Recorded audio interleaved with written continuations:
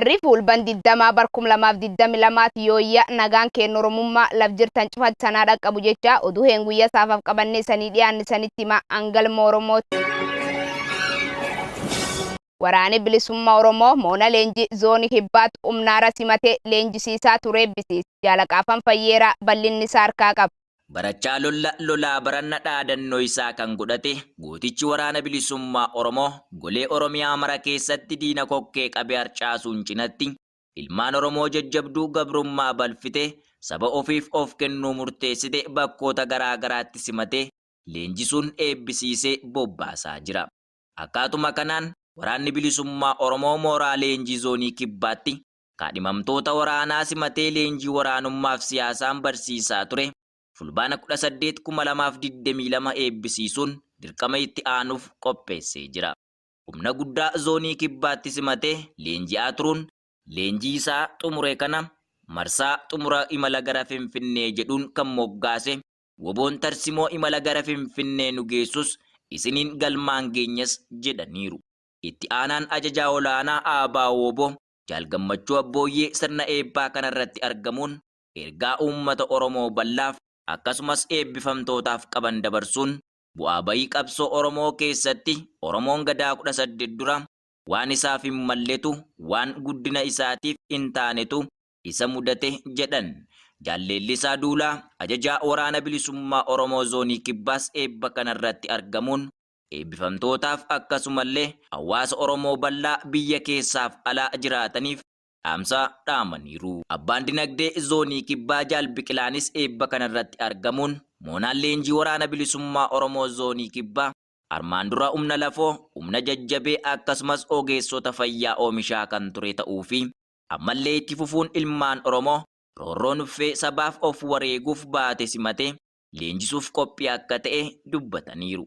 Sirna ho'aa fi hawwataa ta'een kan geggeeffame eebbi marsaa xumura imala gara Finfinnee kun bakka hawaasni bal'aa argametti bifa ho'aa ta'een raawwatee jira.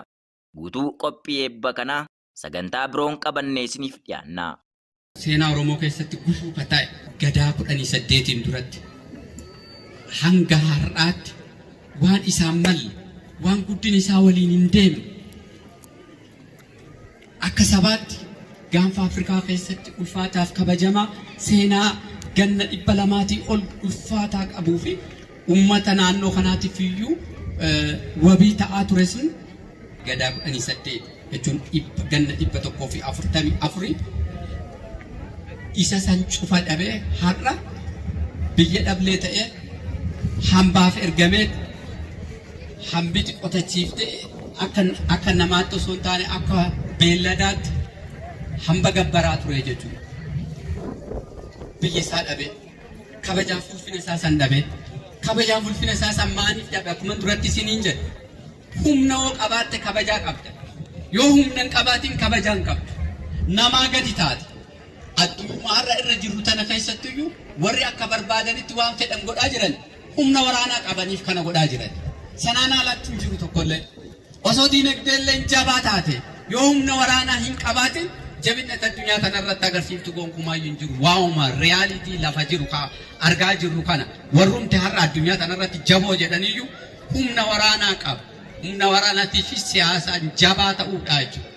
Moonaan leenjii waraana bilisummaa Oromoo zoonii kibbaa qeerroo diddaa fi roorroo adamsoo mootummaa dadhabuudhaan qawwee kaasuu filatan fuula duraaf ofitti fuunee leenjisnee hojii qabsoo fuula dura keenya jiruuf qopheessuudhaaf qophii keenya xumurannee jirra.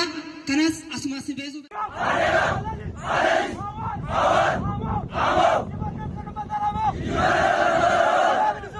Waraanni murni bilxiginnaa kudhanii wallol kalee godin Bunoo Beddellee keessatti waraan bilisummaa Oromoo waliin geggeessaniin booji'aman Jaal Murteessa Bantii dabalata qaba. Murni bilxiginnaa ilmaan Oromoo fi saboota cunqurfamoo biroo goomsaa fi dirqiin kee abbaa isaaniirraa qabee leenjii waraanummaa kennuufiin lolatti bobbaasee ajjeesisaa kan jiru yoo ta'u warreen kaan ammoo lolaan booji'amaa jiru.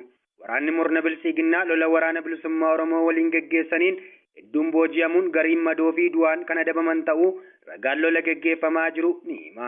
Haala kanaanis lola kaleessa fulbaana 19,2022 gootichi waraana bilisummaa Oromoo waboon godina Buunoo Beddellee ona Cawwaaqaa ganda Cawwaaqaa lammaffaa keessatti humna qindaa'aa waraana bilisiiginnaa ganamaa kaasee loluun ganda Cawwaaqaa shanaffaatti galche irratti loltoota bilisiiginnaa poolisoota federaalaa fi poolisoota humna addaa ofiin jedhan 10 ol hidhannoo guutuu waliin booji'ee jira. Waraanni bilisummaa Oromoos loltoota booji'amaniif wantoota barbaachisoo guutuufiin duubee kennee fi akkaataa seera booji'amaan ittiin geggeeffamuu qabuun akka geggeessu ajajaan waraana bilisummaa Oromoo godinichaa ibseera.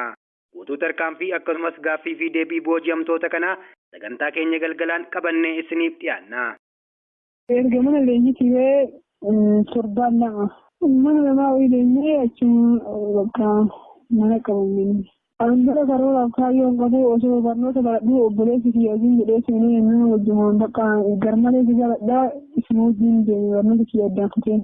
Hojii dhagaan ture baradhee barnoota xumuree achi booddee hojii barbaachisaa fi carraa beeksisoota garaagaraa barbaachuudhaa fi carraa hojii mootummaa barbaaduudhaa fi gara waajjiroota aanaatti deddeebi'aan ture yeroo sanatti achi booddee hojii hin argattu jedhanii otoo nama abdachiisanii deddeebii keessa gara ji'a 3 olii deddeebinee kana booddee egaa hojiin dhabame booddee hojiin hin dhabame jedhanii nutti himnee kana booda qabanii gara mooraa leenjii waraana bilisiginnaatti nu geessan.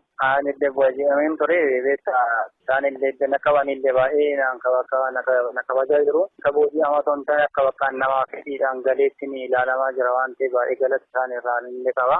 Beektaa mootummaan illee kanaa ta'uu fi kana keessatti mul'achaa jiru tokko miti. Waraanni bilisummaa Oromoo baay'ee kan namatti toludha. Qaamni mootummaa immoo kan odeessu immoo isaanii baay'ee uummata illee goyoomsuu kan danda'anidha. Baay'ee kan uummata irratti illee miidhaallee ibsanidha isaanii waraana kana isaanii bakka akkamii homaa biyyaan ta'anii jedhanii taasisu. Wantoonni isaanii dabarsu waraana bilisummaa Oromooti. Qaama bakka qaama biraa qaama xiqqoo otoo hin taane qaamni jiru qaamni gaaraa fi gubbaa aangoorra illee jiru qaama kana gargaaree bilisummaa bakkaan Oromiyaa bilisoomte biyya taasisuu qaba naannoo irra gara biyyaatti jiru qaban jedha tokko. Godin Qeellam Wallaggaa Aana Jimmaa Orrooti abbaa fiilmii hojjeessan gaa'u qibbeet hidhaaf saamichi ammaati Jaalawwii Mohaammed waan qindeeffate qabe. Murni balfamaan Impaayera Itoophiyaa ilmaan Oromoo ajjeesuu fi saamuu itti fufuun guyyaa guyyaan uummata gooluun nagaa dhorkachaa jira. Akka kanaanis kaleessa fulbaana 19/2022 ganama toora sa'a 2 akka Impaayerattitti waraanni bilisiginnaa godina Qeellam Wallaggaa Aanaa Jimmaa Orroo ganda Seeb jedhamtutti bobba'uun abbaa fi ilma bakka tokkotti ajjeesanii gatan.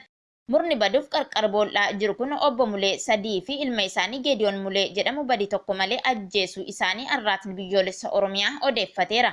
Oduu biraatiin ammoo fulbaana 19/2022 godina Qeellam Wallaggaa ona gaa'u qeebbee magaalaa Arroojjii keessatti namoota nagaa homaayyuu keessaa hin qabne maqaa waraana bilisummaa Oromoo itti maxxansuun hidhanii dararaa jiru. Kanneen hidhamanii jiran keessaa obbo Baayisaa Adam haadha warraa isaanii aadde Tasuusee Tafarraa obbo Damusuu Tafarii kanneen jedhaman magaalaa Arroojjii ganda Qarsaa jedhamu qabuun hidhanii jiru. Magaalaa Arroojjii keessatti waraanni bilisiginnaa hidhaa geggeessuun cinaatti maqaa deeggarsa jedhuun nama magaalicha keessa lubbuun jiraatu marayyuu qarshii 200 kaffalchiisuun warreen dukkaana qaban irraa 5,000 fuudhaa kan jiran yoo ta'u abbootii qabeenyaa magaalichaa irraa ammoo 15,000 hanga 30,000tti qawween doorsisanii irraa guuraa jiraachuu maddeen magaalaa Arroojjii ibsaniiru. Waraanni faashisti PP godin Gujii Ba'aa Aana Gumee Dalloof Liiban keessatti nam 3 ajjeesan bal'inni isaatiif jaalicciiti bantii. Murni jiraachuu ilmaan Oromoo hin barbaanne bilisiginnaan waraana isaa taayitaa isaa akka tiksaniif bobbaasetti fayyadamuun ajjechaa lammiilee nagaa Oromoo irratti raawwatu itti fufee jira. Kibba Oromiyaa godina Gujii Ba'aa ona Gumee Dalloo ganda Malkaa Gubaa keessatti sanbata darbee fulbaana 17 bara 2022 qeerroowwan Oromoo 2 maqaan isaanii Jaatanii Waariyoo Didaatii fi Badhaasaa Galgaloo Areeroo kanneen jedhaman rasaasa itti roobsuun ajjeesanii gatanii. Godinuma Gujii Ba'aa ona Liiban ganda Simintoo keessatti dheengadda fulbaana 18 bara 2022 qeerroo Oromoo maqaan isaa Guyyoo Molloo jedhamus waraanni faashistii Abiy Ahimad ajjeesanii jiru. Qeerroowwan Oromoo kunneen badii tokko qabaatanii osoo hin taane Oromummaa isaaniin yakkamanii akka ta'e jiraattonni kaasuun waraanni bilisiginnaa ilmaan Oromoo gandaa gandatti adamsanii rasaasaan rukuchuun lubbuu hobbaasaa fi qaamaa hir'isaa waan jiraniif Ilmaan Oromoo bakka jiranii tokko ta'anii sirnicha dura dhaabbachuun goolaba itti gochuu qabu kan jedhan jiraattota Ona Gumii Eldellooti. Daawwattoota hordoftoota irratti biyyoolessa Oromiyaa jaalatamoo oduun kee fuulban 20 barkum 2022tiif qabannee sanii dhiyaan haa gammasanii dhiyeessaa ture. Aggalgal qophiilaa irratti biyyoolessa Oromiyaa haafanii walitti deebinuuf turtii dansa qabaadha.